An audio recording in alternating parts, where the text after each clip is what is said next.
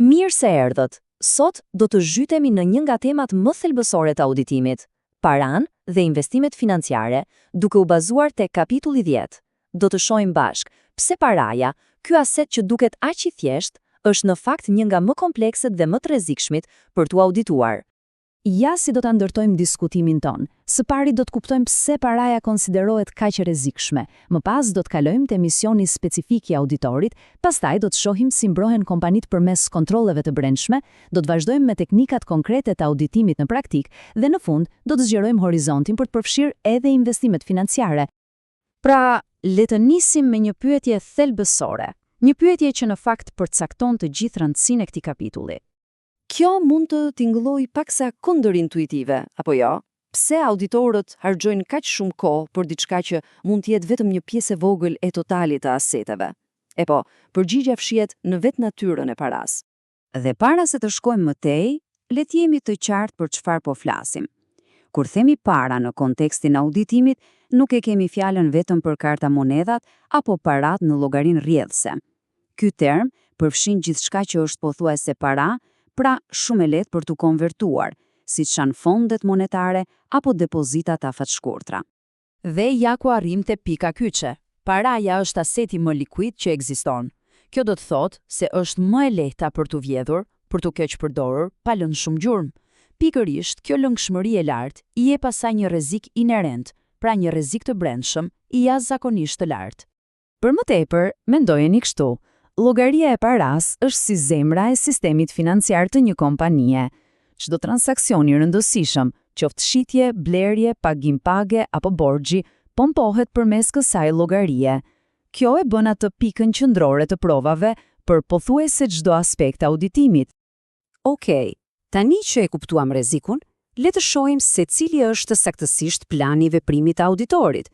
Cili është misioni i tij kur përballet me llogarinë e paras? E po, objektivat e auditorit ndjekin një rrugë logjike, hap pas hapi. Së pari vlerësohen rreziqet, veçanërisht ato të mashtrimit. Pastaj shqyrtohen mbrojtjet që ka ngritur kompania, pra kontrollet e brendshme. Vetëm atëherë fillon verifikimi drejt për drejt. A ekziston vërtet kjo para? A janë regjistruar sakt transaksionet? A është regjistruar e gjithë shuma që duhej dhe a janë regjistruar në periudhën e duhur? Ky proces i strukturuar siguron një hetim të plotë. Dhe pikërisht te ai hapi i dytë do të ndalemi tani. Para se auditori të fillojë të testojë shifrat, ai duhet të analizojë sistemin mbrojtës të vetë kompanisë, po flasim për kontrollet e brendshme. Kontrollet e brendshme janë si muret e një kështjelle. Parimi më i rëndësishëm është ndarja e detyrave. Kjo do thotë që një person i vetëm nuk duhet të ketë kurrë kontroll mbi një transaksion nga fillimi në fund. Kjo, së bashku me praktikat të tjera si depozitat e përditshme dhe rakordimet nga një palë e pavarur, krijon një sistem ku mashtrimi bëhet shumë i vështirë për t'u kryer dhe fshehur.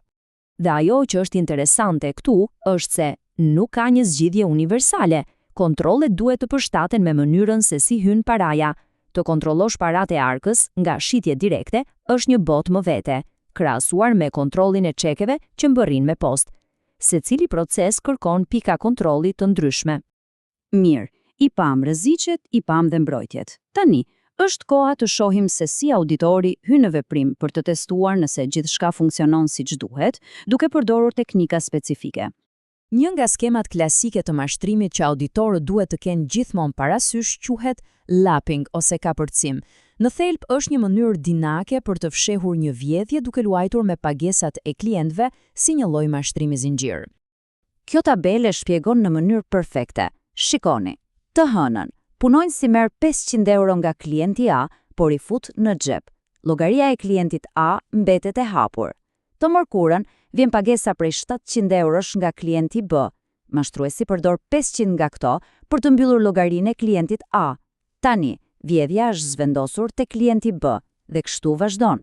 Një tjetër mashtrim i sofistikuar është ai që njihet si kitting. Këtu shfrytëzohet koha që i duhet një çeku për t'u transferuar nga një bank në tjetrën. Për një periudhë të shkurtër kohe, parat duket sikur ekzistojnë në të dyja llogaritë bankare njëkohësisht, duke fryrë artificialisht totalin e parasë së kompanisë. Atëherë, si luftohen këto skema? Auditorët kanë një arsenal të tërë procedurash. Konfirmimi direkt me bankat është një provë tepër e fortë. Analiza e detajuar e transfertave bankare, sidomos ato afër fundit të vitit, ndihmon në zbulimin e Keating. Po ashtu, verifikimi i kujdesshëm i rakordimeve bankare është absolutisht thelbësor.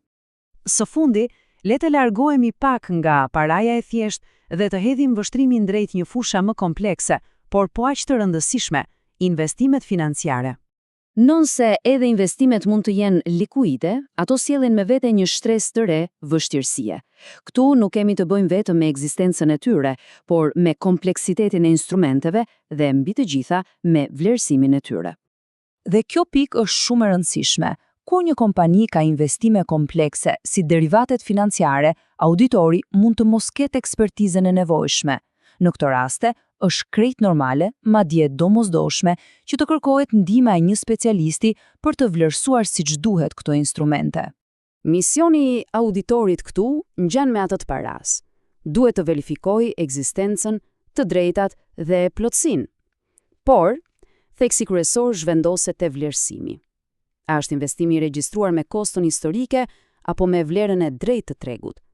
Dhe a janë paraqitur qartë të gjitha detajet e nevojshme në pasqyrat financiare? Këto janë pyetjet kritike. Dhe kjo na sjell në fund me një pyetje për të reflektuar. Jemi në një epokë ku koncepti i paras po transformohet me shfaqjen e kriptomonedhave dhe aseteve digjitale. Si do të duhet të përshtaten këto teknika themelore auditimi për të përballuar sfidat e së ardhmes? Ky është diskutimi i madh i radhës për profesionin ton.